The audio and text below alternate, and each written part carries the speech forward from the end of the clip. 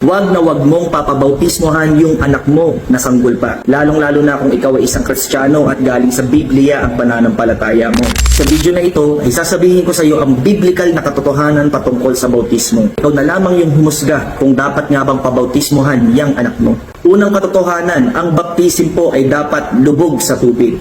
Sa panahon po natin ngayon, marami po nagbabautismo ng sanggol na hindi po nilulubog sa tubig. Winibisikan lamang yung kanilang mga ulo. Ngunit ito po ay unbiblical. Alam niyo po ba nang ibig sabihin po ng baptism sa Greek word ay baptizo? Nang ibig sabihin, immerse, lubog, soak, deep underwater. Ito po yung mga biblical proof. Matthew chapter 3 verse 16. As soon as Jesus was baptized, He went up out of the water. Malino po yung sinabi, He went up out of the water. Meaning to say, umahon si Jesus Christ galing sa tubig. So kung ito pong si Jesus Christ ay binautismohan ng ulo lang, hindi naman po siya aahon sa tubig. At hindi po babanggitin yung verse na He went up out of the water.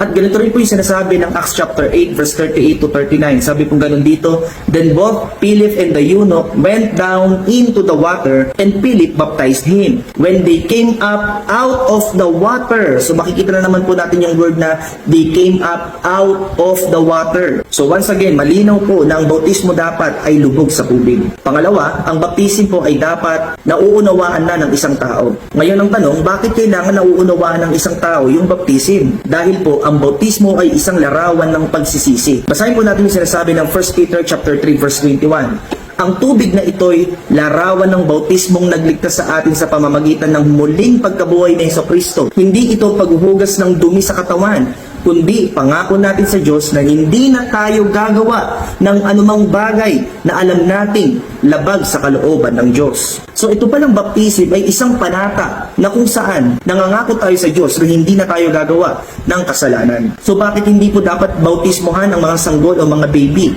Simple lang po, wala pa silang kakayanan na makapag-isip, hindi pa sila makapag-desisyon, natatalikuran na nila ang kanilang mga kasalanan. Pangalawa, wala pa po silang kasalanan na nagagawa. Kaya naman hindi dapat bautismohan ng mga sanggol dahil ang mga binabautismohan dapat ay nauunawaan na ang ibig sabihin ng baptism. Isa pa po na gusto kong malaman ninyo, ang bautismo po ay simbolo ng paglilibing ng luma nating pagkatao na makasalanan. Mababasa po ito sa Roma chapter 6 verse 3 hanggang 4. Sabi pong ganun dito, hindi ba ninyo alam na noong binautismohan tayo kay Jesucristo, nangangahulugan na ito na kasama tayo sa kanyang kamatayan. Verse 4, kaya noong binautismohan tayo, namatay tayo at inilibing na kasama niya.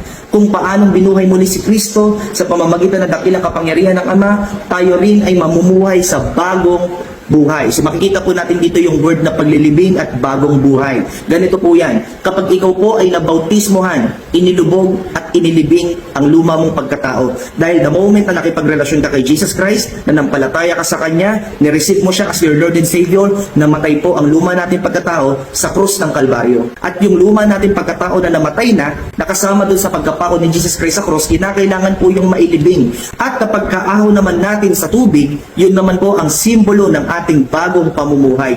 Buhay ng may Jesucristo sa ating buhay. At lahat ng mga pinagsasabi ko na yan ay hindi naman po nauunawaan ng isang sanggol. Kaya nonsense kung ang isang sanggol ay babautismohan natin. Pangatlong katotohanan patungkol sa baptism, ang baptism po ay pagsunod natin kay Jesus Christ. So yung mga baby po, wala pa po silang kakayanan na makapagdesisyon na sumunod kay Jesus Christ. Wala pa po silang malay sa mga nangyayari. So bakit nga ba kinakailangan natin magpabaptism? Dahil sinusundan po natin yung example na ginawa ng ating Panginoong Hesus. Dahil ang ating Panginoong Hesus mismo ay nagpabautismo. Sabi po ng Bible sa Mark chapter 1 verse 9, At that time Jesus came from Nazareth in Galilee and was baptized by John in the Jordan. Clarify lang po, wala pong kasalanan dito ang ating Panginoong Hesus. Bakit siya nagpabautismo?